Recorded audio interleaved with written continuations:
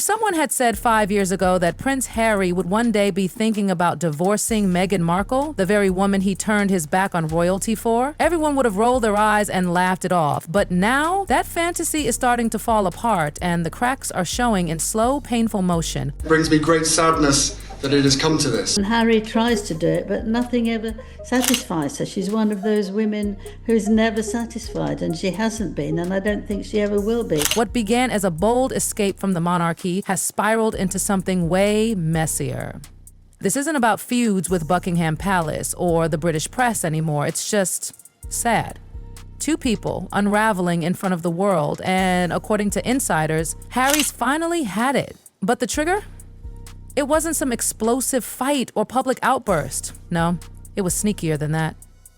It was a magazine article. Yes, People magazine, Meghan's beloved media haven, the one that's always painted her as the feminist icon and misunderstood duchess, published a piece that threw Harry under the bus.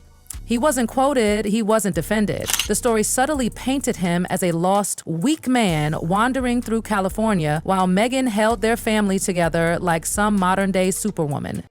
Maybe to outsiders, that just looked like a normal puff piece, but for Harry, it was like being stabbed in the back. Because let's be real, this wasn't about one article, it was a pattern. Meghan knows the media game like the back of her hand. She's always known. From strategically timed interviews to Netflix documentaries, she's curated her brand to a T. Strong, independent, unstoppable. But this time, she didn't just elevate herself, she made him the problem. And the whisperers, they got loud. Royal commentators, even some who previously defended Meghan, couldn't ignore it. Angela Levin, a journalist who's followed Harry's emotional roller coaster for years, dropped the bomb. This is betrayal. And you know what? It was. This wasn't tabloid trash. This was personal. Harry knew the media would attack them. He knew his family back home might never understand, but he thought through all of it that Meghan had his back, that they were partners, teammates, soulmates. They weathered the firm, the tabloids, the royal mess together, but now the team is breaking friends. Yes, the old ones Harry had slowly started to talk to again say he's not the same. This isn't just California Zen Harry. This is someone who's drained, paranoid, isolated, and tragically, he didn't even realize how far he drifted from his old self until now. And behind the scenes, Meghan has reportedly been making every single decision. From media contracts to social connections, Harry's been more of a bystander than a partner. The confident man who once walked behind his mother's coffin with the world watching is now, according to sources, someone who barely recognizes his own reflection. And here's the shocker. He's allegedly been reaching out to royal aides. Yep. Exploring what it might look like if he returned to the UK. It's not dramatic. It's not official. But it's happening. Quietly. The very idea that Harry, who once set fire to the bridges behind him, is now thinking about crawling back?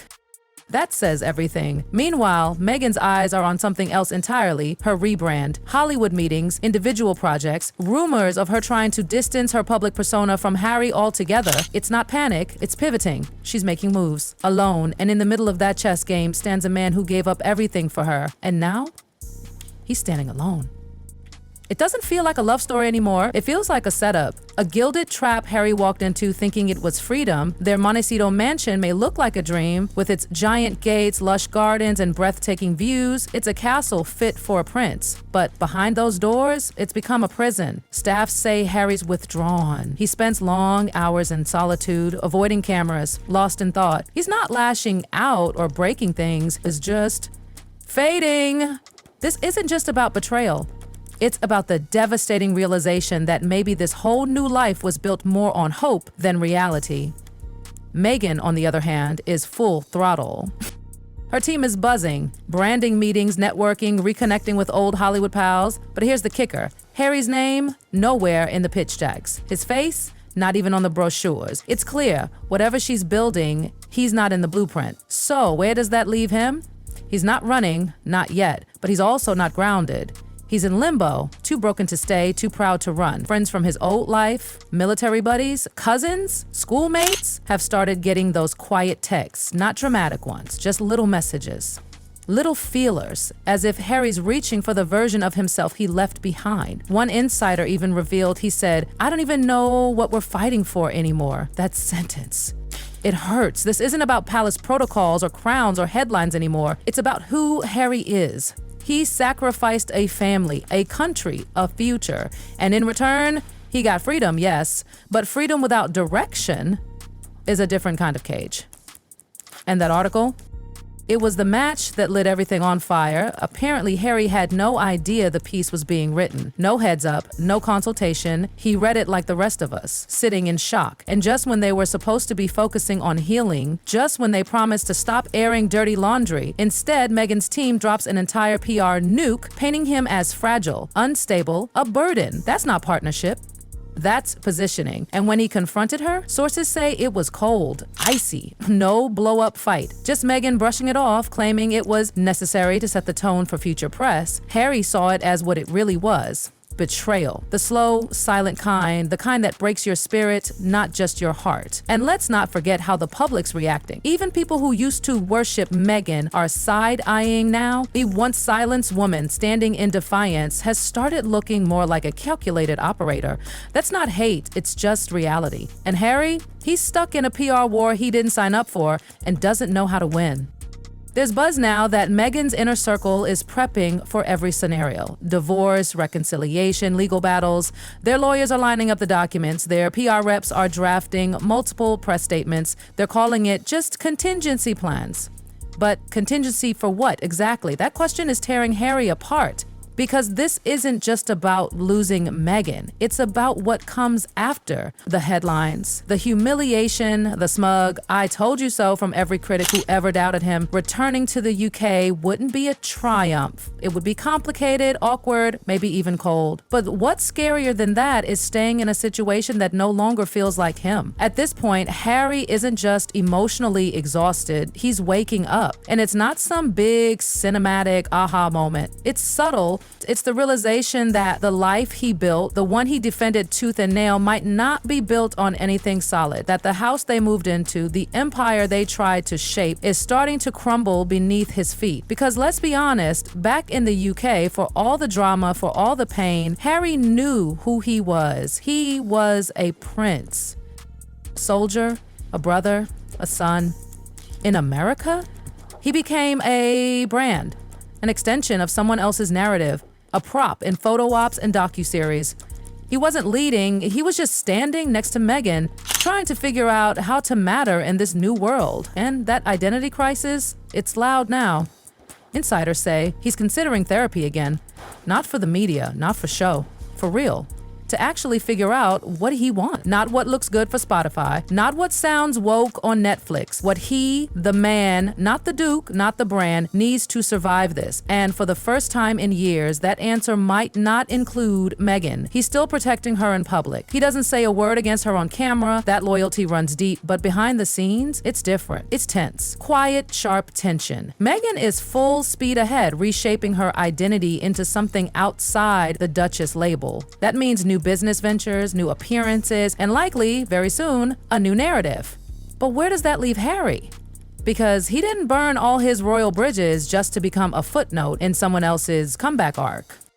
He gave up the palace playbook to write a new one with Meghan, and now it feels like she's moved on to a different chapter without him. The rumors about Harry exploring a return to the UK, they're not whispers anymore, they're real. He's made those quiet calls, reaching out, feeling out who still has his back, what it would take, who would even welcome him back. And while no decisions have been made, the fact that he's asking those questions at all, that's huge. Especially from a man who slammed the royal doors shut on his way out. But if he does return, don't expect a royal parade. The institution hasn't forgotten the Oprah interview, the memoir, the press bombs, and the British public.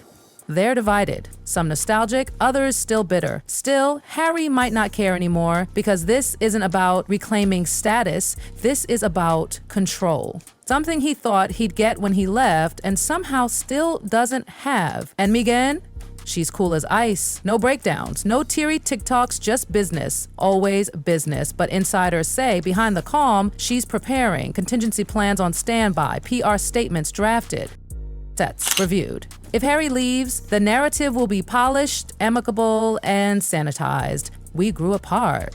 We remain committed co-parents. Respect remains. All the usual post-breakup fluff. But behind those words, Panic, because without Harry, the brand doesn't just shrink, it implodes. The world-changing couple becomes a solo act with some scattered podcast clips and an unfinished Netflix deal. That's not enough to sustain a legacy, not the one they promised, not the one they sold. And here's where it gets real. Harry's next move might not involve words at all. It might just be distance, real distance, because at this point, he's not looking to be the prince in someone else's fairy tale anymore.